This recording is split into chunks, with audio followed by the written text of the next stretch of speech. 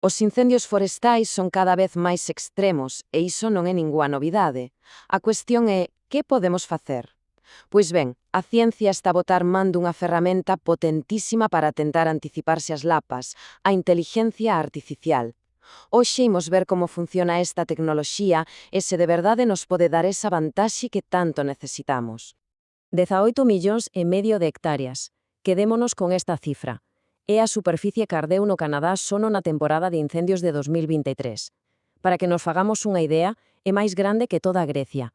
E claro, isto non é só unha estatística, é un aviso moi serio da crise global que temos entre mans. Moi ben, imos ao miolo da cuestión. Se queremos predecir os lumes, primeiro temos que entender de verdade que significa o risco de incendio. É un concepto que todos cremos coñecer, pero que en realidade é bastante máis complexo do que parece. Aquí temos a definición, digamos, oficial.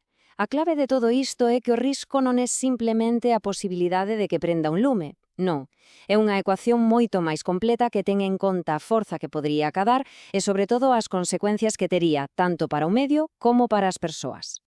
Entón, para entendelo ben, o risco ten como tres patas. Por unha banda, a probabilidade de que o lume empece. Por outra, a intensidade, é dicir, canta enerxía vai liberar. E, finalmente, os efectos, o impacto real que vai deixar. Só cando xuntamos estas tres pezas, temos a imaxe completa do risco real. Entón, como se cociña unha predición destas? Pois podemos velo exactamente así, como unha receta.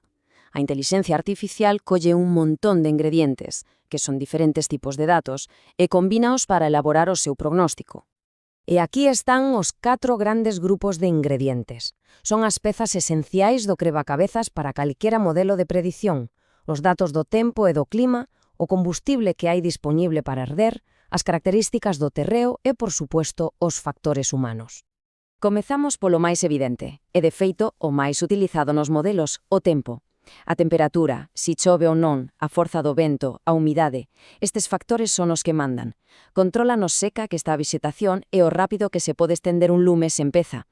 Son, sen dúbida, o ingrediente máis inmediato e crítico. E claro, despois do tempo, que necesitamos para que haxa un lume? Pois o que arde, o combustible.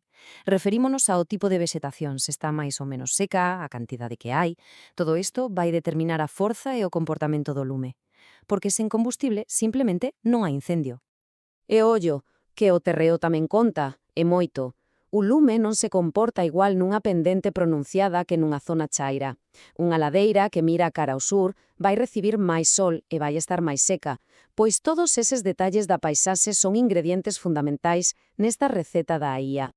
E chegamos ao último ingrediente, o máis impredecible, o factor humano. As cifras son abafantes, entre o 84 e o 95% dos incendios en sitios como Estados Unidos ou o Mediterráneo teñen unha causa humana.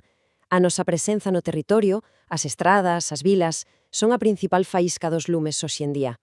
Vale, xa temos os ingredientes. Agora a pregunta é, como os mestura a IA para saber o que vai pasar? Como se pasa de ter un montón de datos a un mapa de risco que nos sirva de algo? Aquí é onde a cousa se pon interesante. Os modelos máis avanzados, os de Deep Learning, actúan como un chef experto. Non só miran os ingredientes por separado, senón que atopan as relacións que hai entre eles, patróns que están ocultos á vista. Descobren que, se cadra, unha combinación moi específica de humidade, tipo de árbore e proximidade a unha estrada, crea un cóctel explosivo. Iso é algo casi imposible de ver a simple vista. O proceso, en realidade, é bastante lóxico se o pensamos. Primeiro, a IA traga unha cantidade inxente de datos. Despois, analiza os incendios que xa hubo no pasado para aprender que patróns os provocaron. Con ese coñecemento, xera un mapa de risco futuro. E o máis importante, ese mapa compárase constantemente con que pasa na realidade para que o modelo sexa cada vez máis e máis preciso. Pero claro, toda esta tecnoloxía tan prometedora ten un pero bastante grande en realidade. Hai un desaxuste enorme entre os lugares onde se está a desenvolver e os lugares que, se cadra, máis a necesitan. A gran pregunta é, onde se está a facer todo isto? Se esta ferramenta é tan potente, quen a está a investigar? A resposta, como imos ver, amosa unha fenda global bastante preocupante. Pois botando unha ollada a este mapa, o patrón salta á vista, e que non hai dúbida. A máis grande parte da investigación concéntrase nuns poucos sitios, Estados Unidos, Europa Occidental e a China. mentras hai rexións enormes do planeta que apenas aparecen neste mapa científico. E se o mapa non fose suficiente, este gráfico, fala por si só. 71 estudos feitos nos Estados Unidos, 18 na China, e só 4 en todo o continente africano. A desproporción é brutal e, claro, ten consecuencias. Esta cita da fonte original é que é demoledora. O continente que máis arde, con casi 3/4 partes de toda a superficie queimada do mundo, é un dos menos estudiados, e isto significa que as ferramentas de predicción non se están a crear nin a adaptar para as rexións que máis o necesitan. A boa nova é que a comunidade científica é consciente de todo isto e xa está a traballar para pechar estas fendas e, por suposto, para mellorar os modelos. E que se está a facer? Pois estáse a traballar en varias frontes. Por un lado, integrar datos moito máis detallados, como os de tecnoloxía líder, que son como un escáner 3D dos bosques. Tamén se busca crear modelos máis eficientes, que non necesiten superordenadores.